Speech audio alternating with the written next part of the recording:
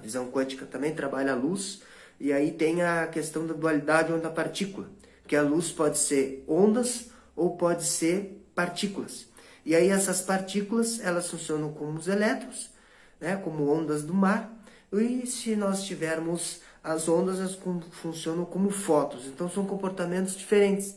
Quem é que vai determinar isso? Não se sabe, não se sabe, depende do fenômeno. Então, dependendo do fenômeno, nós vamos ter uma análise, nós vamos ter que construir as leis a partir daqueles fenômenos probabilísticos dentro da visão quântica.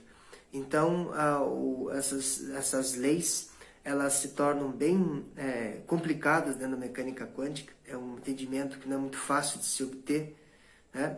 Por causa da sua complicação matemática, que não dá para trazer a questão mística dentro da quântica, porque ela não se aplica à questão mística, né? Ela não se aplica a corpos humanos, né? Porque ela se aplica a pequenas partículas, né? A pequenas partículas e a nível nuclear, né? E como todas as ondas, também tem-se as interferências construtivas e as interferências destrutivas. As interferências construtivas é quando nós temos duas ondas com a mesma amplitude e elas se juntam e se somam e aí formam uma onda maior. Interferência construtiva. Na interferência destrutiva, nós temos duas ondas de comprimentos de amplitudes diferentes e quando elas se juntam, né, sempre sai uma menor das duas. Então, quando há duas pessoas conversando muito alto na mesma frequência, e aí aquele som se aumenta, né? Parece que, nossa, que som bem alto, né? Porque as duas pessoas estão conversando na mesma frequência, aquele som aumenta, né? E se duas pessoas estão conversando com frequências diferentes, nas quais não vamos ouvir o que elas estão conversando, porque são ondas de interferências destrutivas. Então, as leis da relatividade, elas se aplicam sempre às questões lá de Newton, né? Mas as de Newton nem sempre as de Einstein, por estarem de acordo com velocidades mais altas, né? Que se observou com velocidades mais altas, fenômenos com velocidades mais altas,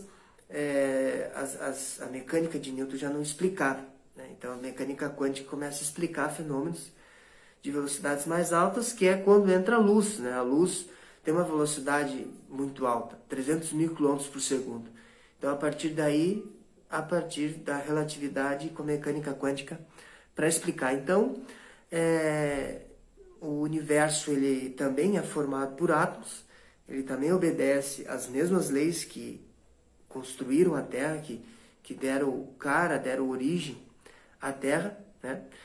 Nós temos hoje em dia a discussão dos agentes da gravidade, que seriam os gravitons, né? Que não está muito bem entendido sobre o que faz esses gravitons, mas você sabe que eles seriam os agentes da gravidade, né? O papel deles, talvez no futuro a gente saiba com mais exatidão. E esses experimentos que surgem, né? O graviton também surgiu a partir do experimento. Esses experimentos abrem uma caixa de Pandora, né? Caixa de Pandora é aquela coisa que sai bastante da mitologia grega, né? Abriu ali, sai um monte de coisas dali, que muitas coisas se desconhecidas, e muitas coisas que não se tem como saber. E os experimentos dentro da física, eles são a partir das colisões desses elétrons, colisões desses prótons. E aí, quando colide esses elétrons, esses prótons, essas partículas, surge de dentro dessas partículas outras partículas, né? Que a partir daí vai se estudar.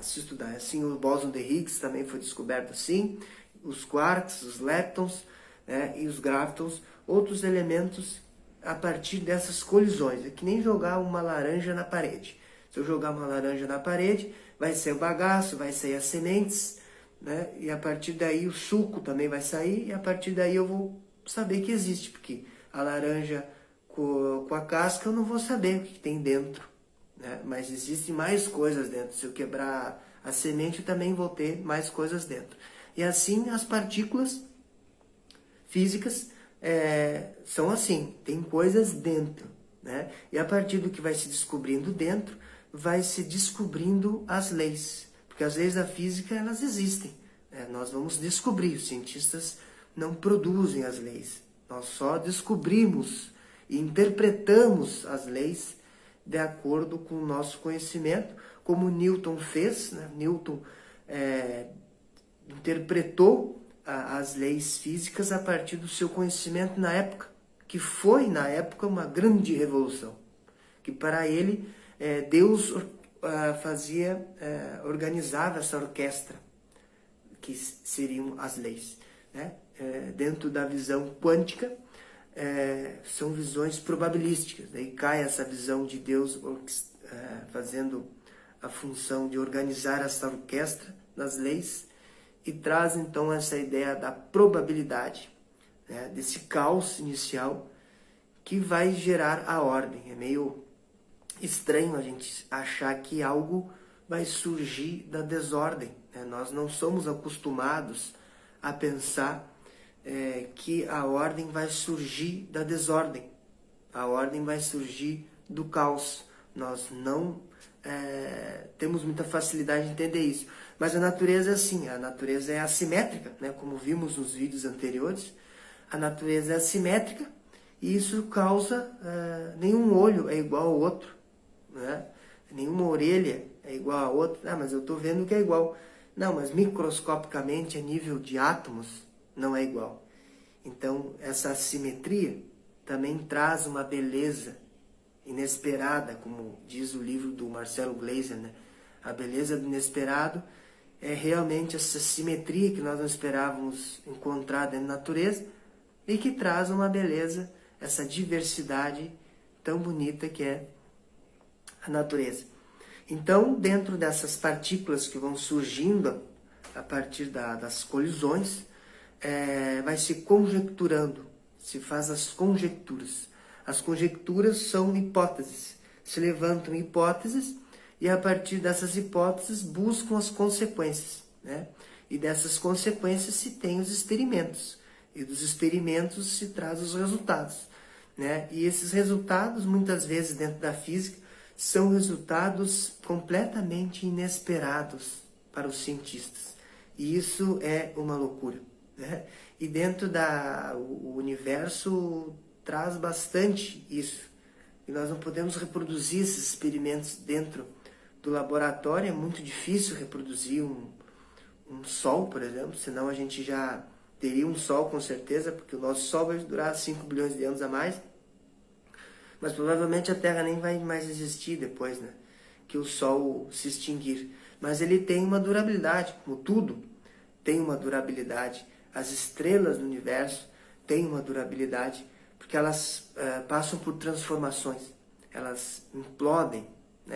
A estrela ela aumenta de volume, depois ela colapsa e explode e libera elementos. E esses elementos vão fazer parte da construção de novos planetas.